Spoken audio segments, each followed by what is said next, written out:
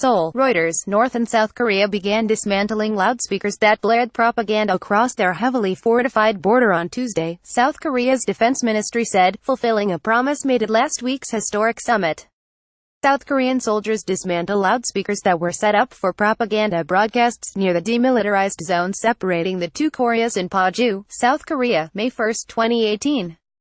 Reuters. Kim Hong-ji, pooled moves are the first practical, if small, steps toward reconciliation and come after an agreement in the joint declaration signed at Friday's summit between South Korean President Moon Jae-in and the North's Kim Jong-un. Activity at several spots along the border indicated North Koreans were taking down the speakers, a defense official said. South Korea started doing the same at 2 p.m. local time, he said. For decades, with only a few breaks, the two sides have pumped out propaganda from huge banks of speakers as a form of psychological warfare. The South broadcast a mixture of news, Korean pop songs and criticism of the Northern regime, while the North blasted the Southern government and praised its own socialist system. A reporter prepare a news report as South Korean soldiers dismantle loudspeakers that were set up for propaganda broadcasts near the demilitarized zone separating the two Koreas in Paju, South Korea, May 1, 2018.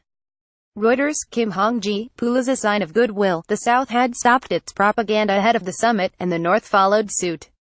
In another small sign after Friday's summit, North Korea said Monday it would shift its clocks forward half an hour to align with its southern neighbor starting May 5. The incremental steps come amid speculation about where Kim will meet U.S. President Donald Trump, who said their planned summit could take place in 3 or 4 weeks. Slideshow. 5 images. Trump tweeted Monday that meeting Kim is the Peace House in the demilitarized zone, where Moon met Kim, would be an excellent venue. There's something that I like about it because you're there, you're actually there. Where, if things work out, there's a great celebration to be had on the site, not in a third-party country. Trump later told reporters at the White House. But a senior U.S. official said Singapore was still high on the list of potential sites. Singapore Prime Minister Lee Hsien Loong said on Saturday Singapore had not had any request to host the Kim-Trump meeting. South Korea's presidential Blue House seemed to welcome the prospect of hosting the meeting in Panmunjom, the border village where the Peace House is located.